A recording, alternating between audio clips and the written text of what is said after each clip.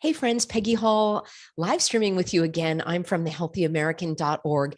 Today is Wednesday. It's August 23rd, 2023, and we are a couple of weeks after these absolutely horrendous fires that were on the island of Maui, and specifically the disaster and massacre that happened in Lahaina.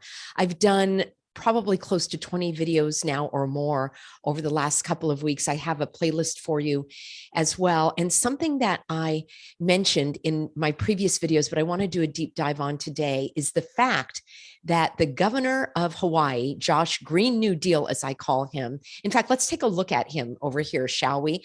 This is just from a couple of days ago. And he declared an emergency 3 weeks prior to the fires, I should say, on Maui.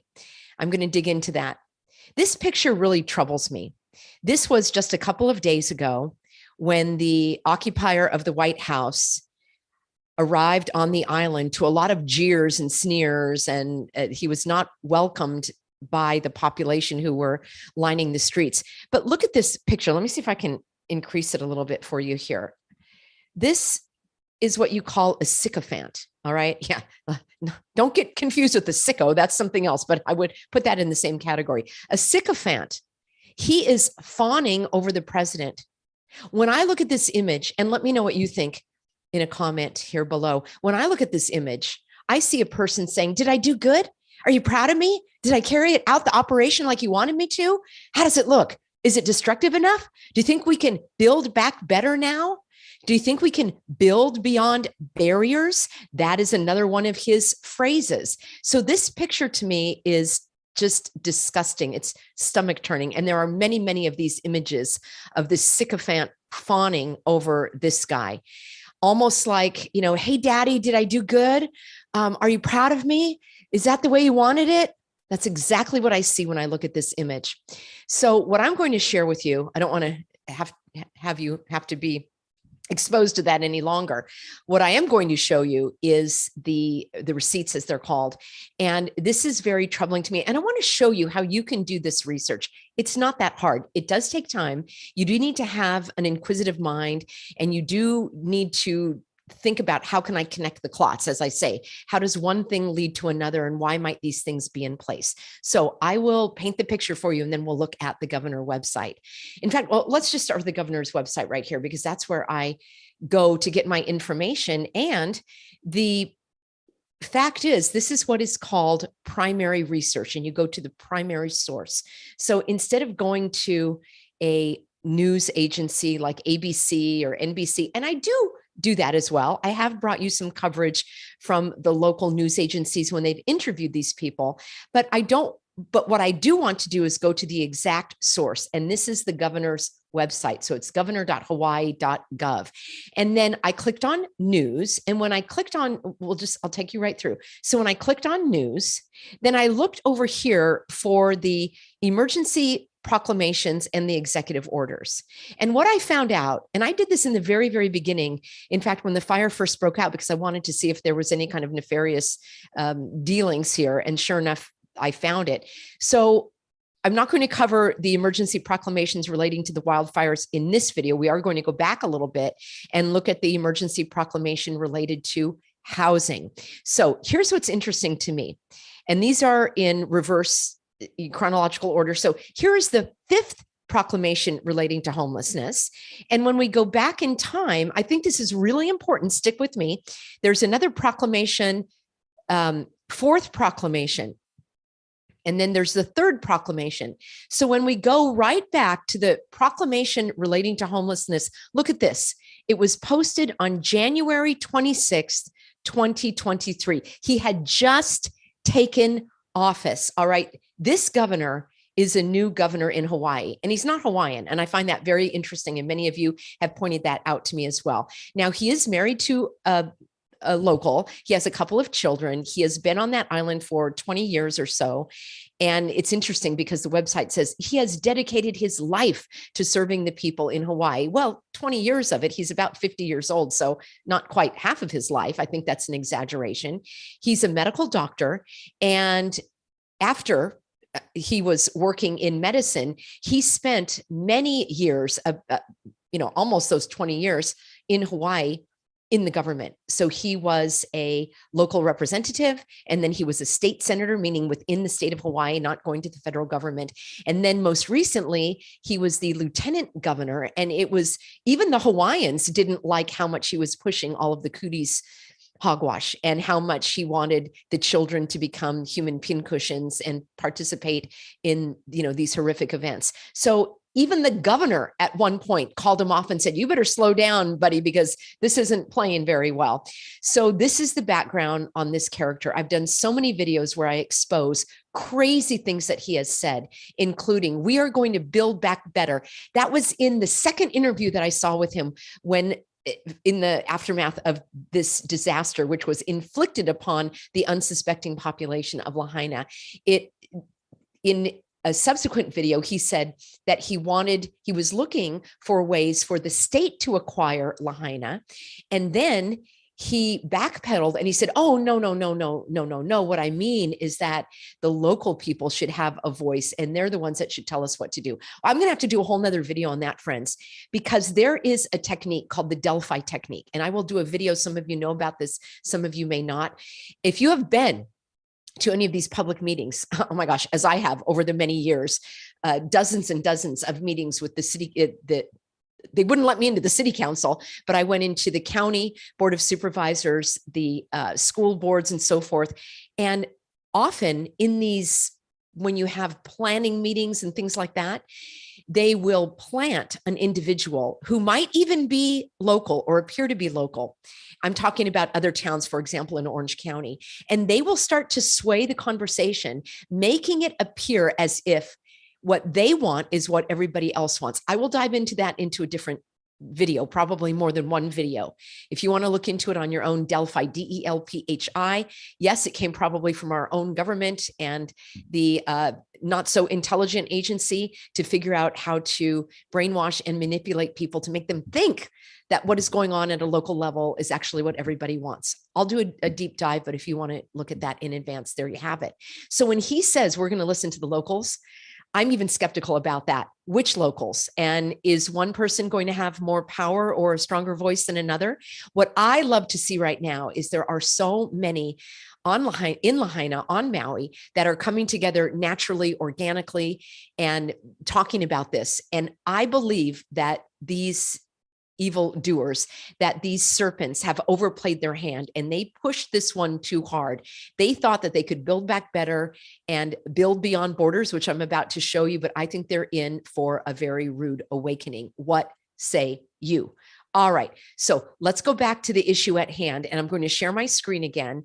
And here we have a proclamation relating to homelessness right after this guy came into office.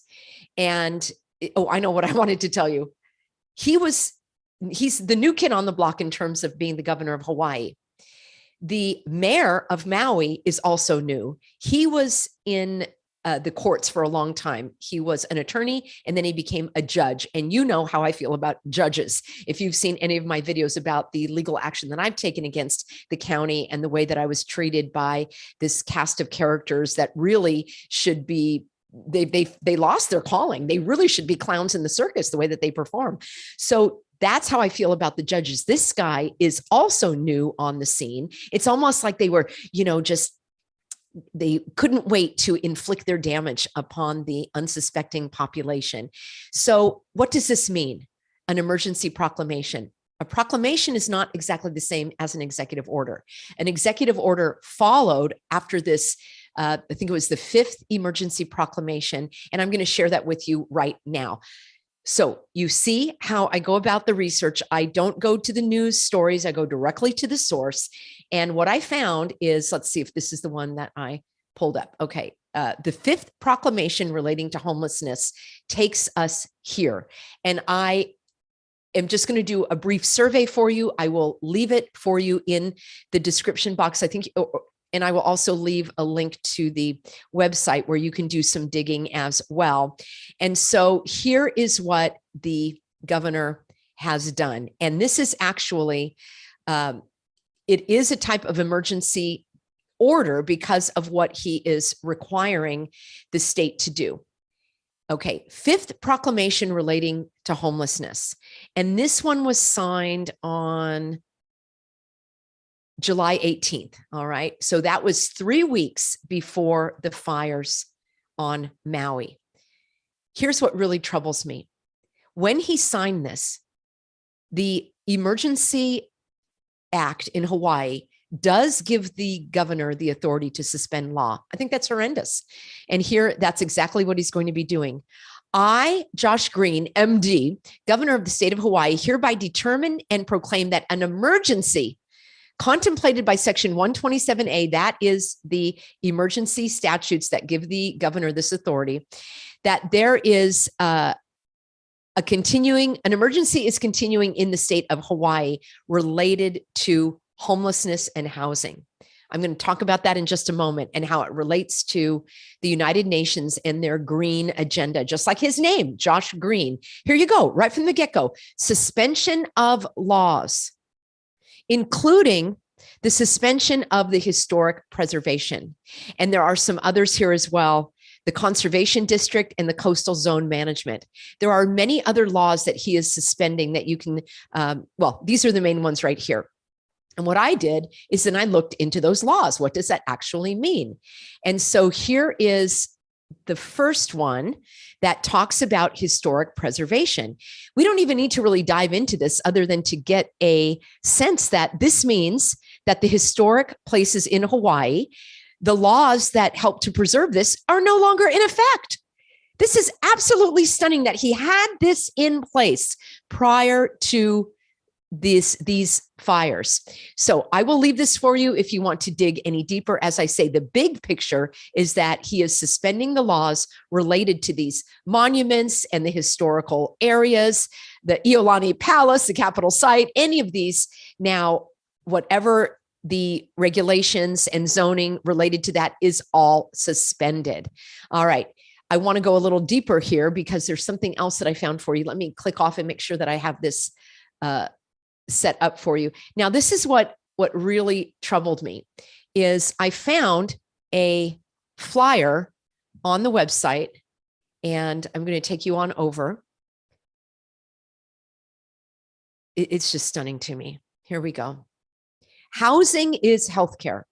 That's the name of the flyer. Housing is healthcare. All right, they're also telling us that the climate is healthcare and abortion is healthcare. And YouTube already put something out that said nobody can talk about abortion unless they're going to say how great it is and how it is actually safe for all involved, apparently even the baby. So that's about abortion is healthcare, as we're told. And now we're told that housing is healthcare. And here's a little Band-Aid to give you the idea, I guess. Maybe these are the little human settlements, as they're called, by the United Nations that Josh Green is in favor of. All right, so here he is. He has spent his life, 20 years of it, out of his 50 years, caring for Hawaii families. Look at the language here. It is going to ensure the coordinated entry system that supports timely, equitable, and sustainable placements in housing, enable new paths to housing for those that don't fit the existing criteria and prioritization. Now, I will leave this for you if you want to dig a little deeper. Look at the numbers. Look at the numbers, 63. Of course, 3 6s. This guy loves the number 6. You've got to see my Instagram post from yesterday where I took a clip from my video where he talks about 6, 6, 6. This is intentional, friends. This is the casting of a spell. This is his invoking of, I believe, of, let me just say, the guy is not, I guess I'm just going to say he's evil. I was trying to think of another euphemism, but that's all I can put because 666 is the mark of the beast.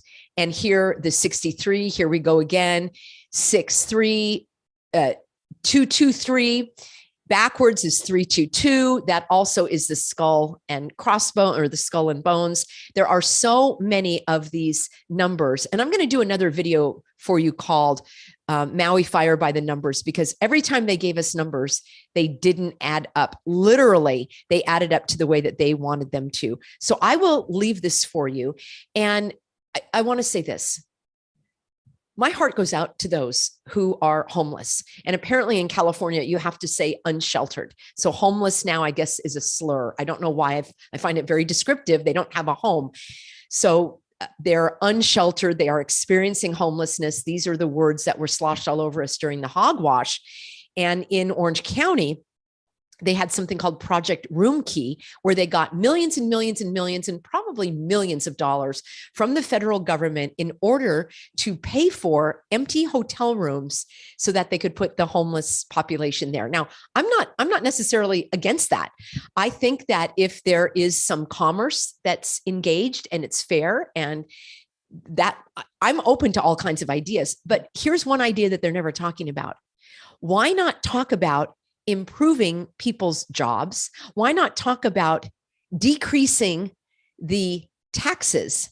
And not only at the state level, but I think this conversation has to go on at the federal level. So certain people only get to keep about 50 cents of every dollar that they make when you've got your federal taxes and your state taxes, like in California, which are 13.5%, among the highest in the country. And New York has very high taxes. Massachusetts has very high taxes, and Hawaii has very high taxes. They also have a very high cost of living. So you can't build your way out of homelessness. It's not possible. That's like somebody who is running a discount store and then they're trying to compete against another discount store. What are you going to do? Keep giving the discounts until you're giving everything away for free? It doesn't work. That's not how the economy and societies function. What, in my view, needs to be done is those who need medical care, perhaps mental or psychiatric care, there could be programs for that. Number one, for those that are homeless because the houses are too expensive or what have you, you encourage better paying jobs. And I'm not talking about minimum wage. I'm talking about giving people more of their own money so that they actually can afford to pay for their rent and utilities. You decrease the utility rate. There are so many things that could be done that are not just this one size fits all of building new houses. Now, Josh Green New Deal wants to build the new houses. Why? Because it completely fits hand in glove with the United Nations. So let me know your ideas for solving the homeless crisis. One thing that comes to mind right off the bat is the empty military installations. I can't speak for Hawaii. I know there's a large military presence. I don't know if they have empty barracks like they do, let's say, in California. There are these military bases that were turned into public parks. Why not have that be a thriving area? Because you already had the infrastructure. The people who live there could actually work there. They could clean things up. They could repair things. They would have dignity for actually participating in their own well-being. Somebody could cook, somebody could paint, somebody could, whatever they could do. And that could be a Band-Aid solution to get people off the street. And then also, I see that I'm freezing here a little bit. I guess YouTube does not like my talking about my solutions for homelessness. Okay, friends, hopefully on the replay, this is going to be a little smoother. I did get some buffering here. Let me know your solutions for homelessness. All right, let's go on over because there's something else that was really troubling to me. And this is where this guy, so he signed his emergency proclamation, which basically suspended the laws. Let me remind you, and I know you already know, the legislature of the state and the governing bodies, whether it's a county or a city or a water district, they are the ones that have the legal authority to create and pass laws or ordinances. A governor doesn't have that authority. So with one sweep of the pen, just new into office, he didn't even work with the legislature. He didn't even work with different senators and assembly people to introduce bills that might have created some changes to the laws. He just went in like a dictator and said, well, forget this. I don't care about the historic preservation. We have a homeless crisis here. Doesn't that bother you? There are mechanisms in place whereby these laws can be changed by the representatives that were duly elected or selected by the people. So here comes this non-Native Hawaiian. I called him a haole, which he is, because a haole is an outsider. Now, some of you said that was a slur. Like, I'm a haole when I go to Hawaii. Forgive me if I'm using the word incorrectly, but he's not a Native Hawaiian. And that alone, I would say, would raise the ire of many people. And then to come in and with one sweep of the pen, without any engagement of the legislature to suspend these laws 3 weeks before the fires, that's not causing any concern for anybody except me and my lovely, healthy Americans. So he signed, they're calling it a revolution. I don't like that either. In how homes are built. This is an analysis from the Star Advertiser in Hawaii. It's a one-year revolution in how homes are built across the islands with the ambitious goals of getting 50,000 new units up, cutting prices and keeping Hawaii residents from leaving one of the most expensive states in the country while bringing expats home. So they're going to have Hawaiians that are living on the mainland come back to live in these, and I'll show you, they're the little pack-em and stack-ems. Oh, here we go. There's a new 22-member Build Beyond Barriers working group that's actually meeting right now in August and will be empowered to approve and streamline housing construction projects. Over the next 5 years, he wants to have these affordable houses built. Okay, let me show you what this is. It's really bizarre. All right. As I said, maybe I'm off base. Maybe this is the wave of the future. Here we go. Build Beyond Barriers. That sounds like Build Back Better, doesn't it? Build Beyond Barriers working group. The emergency proclamation establishes the Build Beyond Barriers, BBB, like Build Back Better, and in lowercase, that looks like 666, right? A little b could be replace that with a little 6, to approve, prioritize, and steward certified housing projects through the development process. The BBB working group will be convened and chaired by the lead housing officer and will include both government and non-government stakeholders. Yes, like probably all of the developers and the big landowners, who will inventory, track, coordinate, review, and accept projects that meet the eligibility criteria outlined in the emergency proclamation. So these are unelected officials. There actually is, to my understanding, a different kind of housing board that has been suspended, and he just bulldozed his way in with his own appointed people. All right. I will leave a link for you below. What I want to show you next is the United Nations. Let's hop on over here, shall we? The United Nations Sustainable Development. This really rubs me the wrong way. Human settlements? What, composed to like animal settlements or slave settlements? No, they're called cities. They're called communities. Settlements? What are they trying to take us back to the Stone Age? This is called an SDG, Sustainable Development Goals, to make cities and human settlements inclusive. All right, this happens to be number 11. By the way, I'm going to interrupt myself again. Right before this horrible disaster that was inflicted upon the unsuspecting population, this guy, Josh Green New Deal, was in New York at the United Nations. And I linked this in a previous video. I hope you'll go back and watch. My goal is to get some compilations of what he said, like in one video that you can listen to very quickly, where you'll hear him say, we're going to build back better, and I want to take control of the land. And then at the United Nations, he said, and I quote, "We are going to infuse sustainable development goals into every policy in Hawaii." This is the United Nations. If you're not familiar with the World Economic Forum, I call Josh Green New Deal and others WEFers because that's what they are. They are a part of the World Economic Forum, which is a non-governmental agency that I believe was created, and they put that Nasal Schwab as the head of it. Yeah, that's my name for him.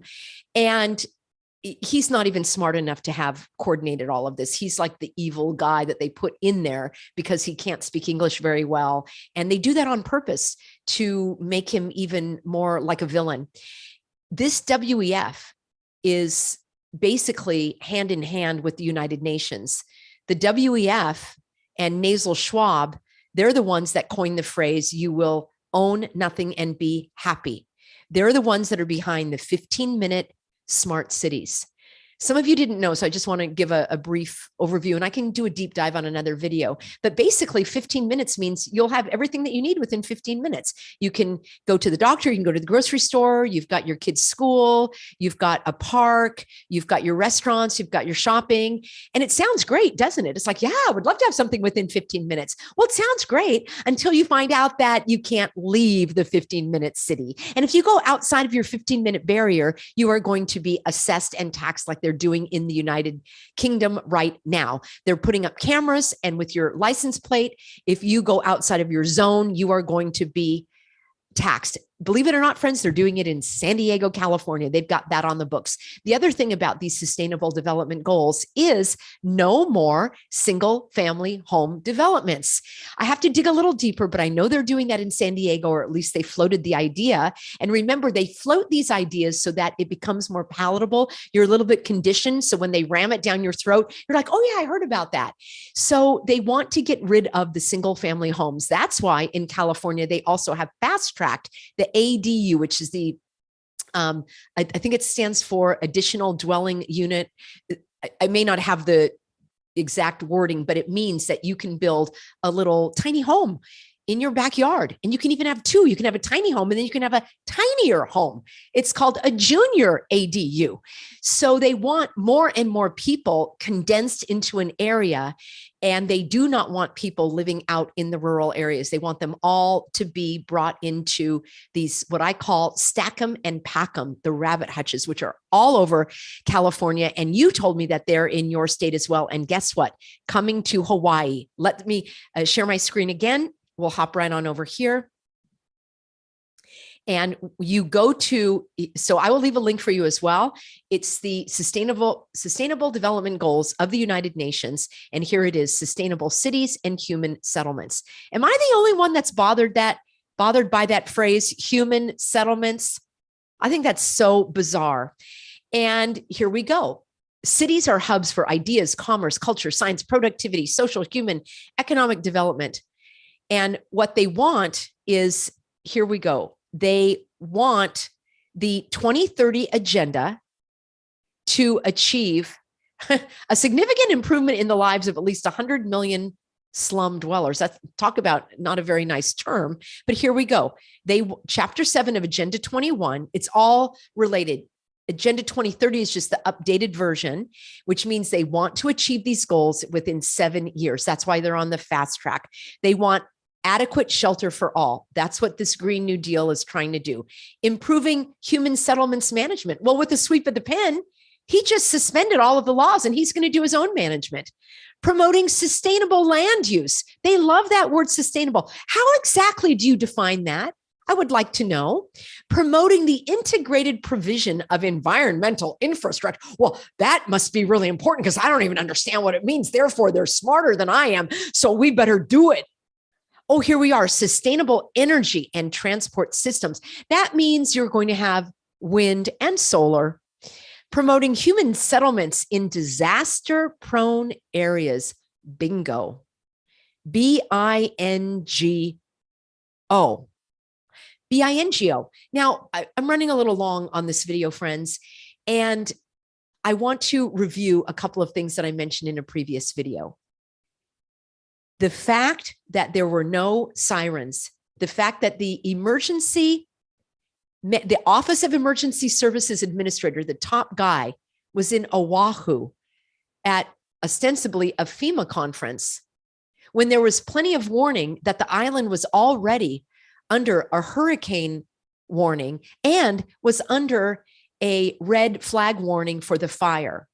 Some of you have told me that the flights between Oahu and Maui leave like every hour and you can get there in an hour. So how was it that this guy was not able to return? How was it that the fire chief was off the island as well? Ostensibly, he was in Colorado. I don't know if that's a cover story. I would like for someone to verify that. I haven't been able to do so myself, but he was off the scene and he never even was taking questions over the subsequent press concerts, as I call them, over the period of days. I have so many questions for the fire chief, including, well, who was in charge if you weren't there? Can I have a name?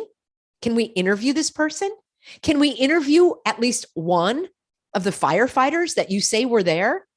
I showed you yesterday a video with a couple of interviews by him. I will be doing a subsequent follow-up because there are more things that trouble me and don't add up. And there was some footage that showed fire trucks in a fire. I have no way of verifying whether that was in Lahaina.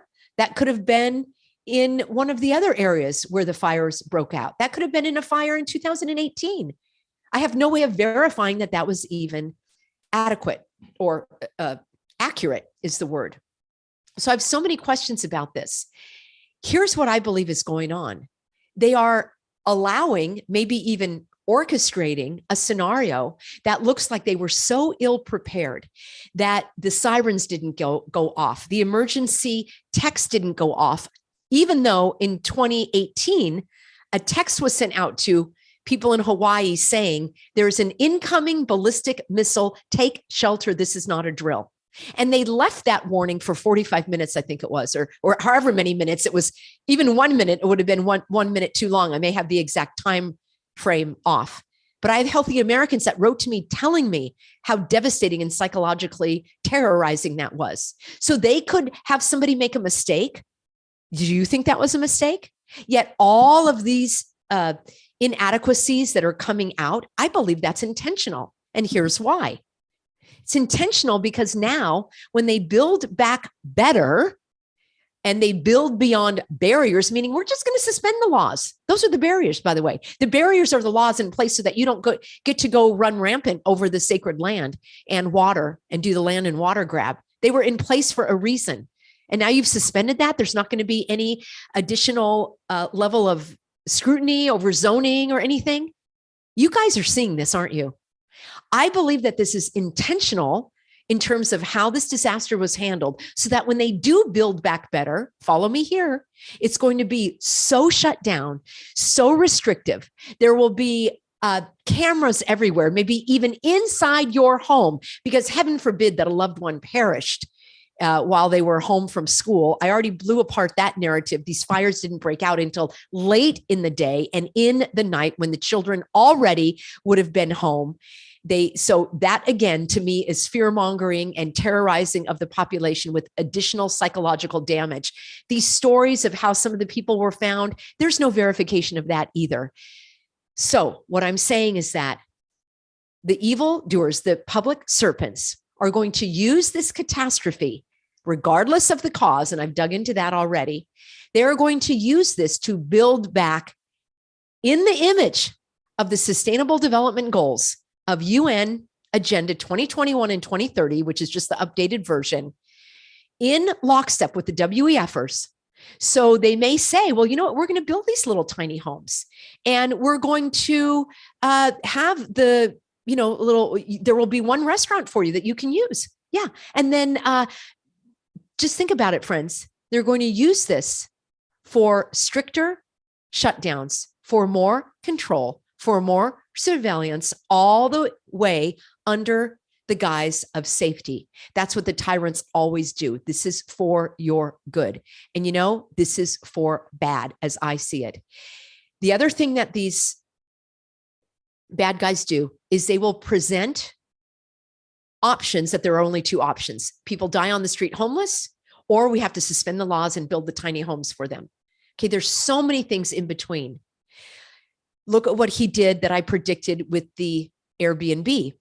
So that may be now that the government is going to be paying for Airbnb to get the homeless people in shelter. I want to end with this.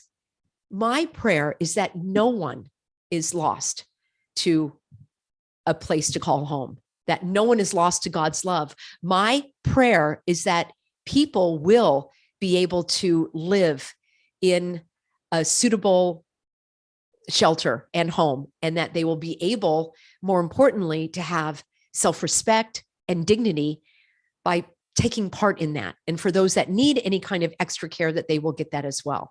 So my heart does go out to those. However, there is a large percentage, if I speak from California, I don't know about Hawaii, but if I can look at other areas of the country, there's a large percentage of homeless that are criminals, that are drug addicts. And those individuals need to also have the appropriate results or appropriate handling of their situation.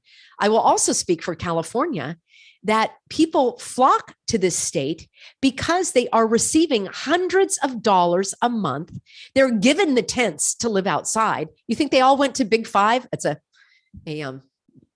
store where you can buy that kind of stuff. Do you think they all went to the camping store and bought a tent? Those are given to them by the government. I saw it in the city of San Clemente. They gave tents. They were all the same color. They gave them to the homeless. So of course, people are going to be attracted to areas like that. So I also don't see this as something that can be solved overnight. It likely will be over time, but it needs to be done within the structure of laws that are passed by the legislature with public input and public review, and not by this emergency proclamation. That I stand firm on. All right, friends, I went a little bit long today. Let me see if I can queue up something for a second video. I've been doing 2 videos for you. I do want to talk about this FEMA chief and how the FEMA officers are staying on Maui at the top resorts at $1,000 a night. How do you like them apples? Them are pretty rotten apples. All right, friends, thanks for being on board. I'll take a look at your comments. Thank you, moderators, for being on board. Give me about 5 minutes to queue up the additional information, and give me about 5 minutes to link up all of the information that I uncovered for you. We'll continue to dig. This is important for all of us to learn about, so that we can expose the evildoers. Evil thrives in darkness. We already are rattling their cages. I want people to know about these emergency proclamations, about the build beyond barriers, which means build beyond the law, and to continue to wake people up. And for our own support and encouragement, I'm here to let you know that what you're seeing is accurate, that I'm here to validate and confirm and affirm that there is some evil afoot, and we are going to continue to expose it. I also did videos previously on what you can do about it. So please look back. Make sure you click on the live tab on my Healthy American YouTube channel. That's where 95% of my videos are, under the live tab. That's where you'll see them. And I'll see you back here live very shortly.